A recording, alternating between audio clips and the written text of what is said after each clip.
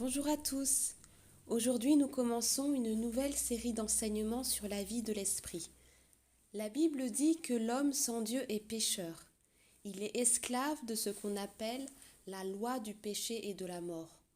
Et à cause de cet esclavage, l'homme est dominé par ses désirs, ses passions, ses émotions, son intellect, ses sens, et il est constamment poussé à faire le mal. C'est ce que l'apôtre Paul explique dans Romains chapitre 7, lorsqu'il dit « Je veux faire le bien, mais le mal est attaché à moi ». Mais Dieu, parce qu'il nous aime, a envoyé son Fils Jésus-Christ à la croix pour nous délivrer de la loi du péché et de la mort. La croix se dresse alors comme un obstacle infranchissable entre le péché et nous, et c'est par la foi que nous entrons dans cette victoire. En Christ, je suis mort au péché et vivant pour Dieu. Si je le crois, je vais le vivre, et le péché ne pourra plus me contrôler. Par la foi, tout homme peut naître de nouveau et être libéré de la puissance du péché. À la nouvelle naissance, l'homme devient spirituellement une nouvelle créature. Il reçoit le Saint-Esprit qui garantit qu'il appartient bel et bien à Dieu. L'homme qui est né de nouveau a changé de royaume en passant du règne de Satan au règne de Dieu, et il est soumis à une toute autre loi, la loi de l'esprit et de la vie. Il est maintenant enfant de Dieu, fils de Dieu. Il se laisse diriger par l'Esprit de Dieu et son corps est devenu le temple du Saint-Esprit. Notre Sauveur Jésus-Christ est le Fils de Dieu et en tant que Fils, il est notre modèle parfait. Jésus a dit « Le Fils ne peut rien faire de lui-même, à moins qu'il ne le voie faire au Père, car tout ce que le Père fait, le Fils aussi le fait pareillement. Car le Père aime le Fils et lui montre tout ce qu'il fait. Le Fils de Dieu lui-même ne peut absolument rien faire de sa propre initiative. Il agit seulement d'après ce que le Père lui montre et il se contente alors d'imiter tout ce que fait le Père. En Jésus-Christ, le Fils de Dieu, nous devenons fils et filles de Dieu, remplis du Saint-Esprit. Donc ce qui était valable pour Jésus lorsqu'il était sur terre, l'est tout autant pour nous. Quand le Père ne me montre rien de particulier, je reste tranquille. Et quand il me montre quelque chose, je reproduis exactement la même chose, ni plus, ni moins. Tout simplement. Puisque je l'aime et qu'il m'aime, je lui obéis avec joie. Et c'est cela qu'on appelle la marche par l'esprit, c'est servir Dieu dans son repos. Mais attention, cette attente dans le repos n'a rien à voir avec de la passivité. Prenons l'exemple de Noé. Son nom même signifie repos, tranquillité. Avant même que l'Esprit de Dieu ne remplisse chaque enfant de Dieu à la Pentecôte, il reposait sur certaines personnes comme Noé. C'est par le Saint-Esprit que Noé pouvait entendre Dieu lui parler. À la fin du déluge, le premier jour du premier mois, les eaux avaient séché sur la terre et la surface du sol était sèche. Noé avait passé plus de 10 mois enfermé dans l'arche avec sa famille et les animaux, et il avait certainement envie de sortir au plus vite, mais il a patiemment attendu que Dieu parle et lui ordonne de sortir 57 jours plus tard, le 27e jour du 2e mois. Dieu lui avait dit quand entrer dans l'arche, et il allait forcément lui dire quand il devait en sortir. En réalité, le sol était sec en surface, mais pas en profondeur.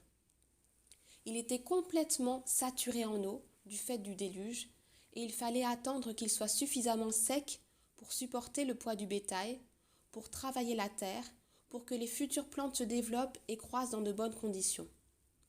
En plus, au commencement, au 3e jour de la création, la terre avait été tirée de l'eau, et il fallait qu'elle soit une nouvelle fois tirée de l'eau, comme une nouvelle création, après la destruction du déluge. Et c'est seulement après cela que la semence pouvait porter du fruit comme au commencement. Ce temps d'attente de 57 jours était donc indispensable pour que Noé accomplisse toute l'œuvre que Dieu voulait lui confier. Et une fois que l'outil de travail de Noé était prêt, Dieu lui a dit de sortir de l'arche pour croître, multiplier, et Dieu a fait alliance avec lui et toute sa descendance. Absolument rien de tout cela n'aurait pu se faire si Noé était sorti de l'arche avant le temps, en considérant son envie légitime de sortir ou en se fiant à l'apparence sèche du sol. Le prophète Jérémie est également un bon exemple. Dans le passage qui nous intéresse, le peuple de Juda a été déporté à Babylone et les plus pauvres sont restés à Jérusalem avec Jérémie. Ils se rendent un jour auprès de Jérémie pour lui demander de consulter l'Éternel pour eux, afin qu'ils sachent quoi faire. Et c'est seulement 10 jours plus tard que la parole de l'Éternel est adressée au prophète Jérémie pour le peuple. Jérémie avait appris à reconnaître la voix de son Dieu et à ne donner que la parole de Dieu, quitte à l'attendre longtemps. Jérémie savait que son Dieu voulait parler, mais il n'allait pas à sa rencontre avec une attente quelconque. Il soupirait simplement après sa présence et n'avait aucune autre attente. Il pouvait dire avec assurance « L'Éternel est bon pour ceux qui s'attendent à lui, pour l'âme qui le recherche. Il est bon d'attendre en repos la délivrance de l'Éternel. L'homme sera assis solitaire et silencieux parce que Dieu le lui impose. » Jérémie avait appris à rencontrer Dieu dans le secret et à se délecter même de ses silences. La demande du peuple était parfaitement hypocrite, car il n'était absolument pas disposé à faire la volonté de Dieu. Jérémie le savait, mais il a quand même cherché dans la prière tout ce que Dieu voulait dire à son peuple à ce moment précis. Pour bien entendre et demeurer dans le silence, Jérémie avait appris à ne pas se laisser submerger par ses émotions et à contrôler ses pensées. Et c'est comme cela qu'il a pu transmettre la parole de Dieu avec exactitude. Dans la Nouvelle Alliance, l'apôtre Paul est également un bon modèle à imiter. Il était rempli du Saint-Esprit et l'évangile qu'il annonçait aux païens, il l'avait directement reçu par une révélation de Jésus-Christ. Juste après cette révélation, il a passé 3 années en Arabie et à Damas. Il aurait pu monter voir les apôtres à Jérusalem et accomplir l'œuvre avec eux, mais il avait rendez-vous dans le désert d'Arabie en cœur à cœur avec son Dieu. C'est le Saint-Esprit qui avait emmené Jésus dans le désert pour y être éprouvé. Et c'est après cela que Jésus a commencé son ministère terrestre. De la même manière, Paul n'a consulté aucun homme, ni la chair, ni le sang, et ces 3 années de mise à part ont été déterminantes pour façonner son caractère à la hauteur de l'œuvre que Dieu devait lui confier par la suite.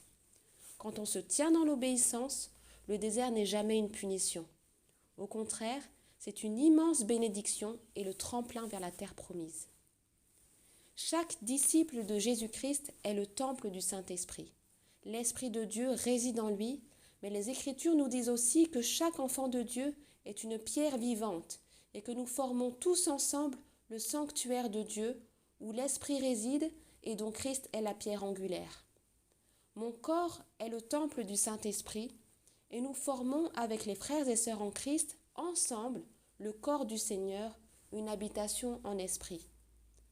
À chaque nouvelle naissance, une pierre vivante est ajoutée à la maison spirituelle du Seigneur.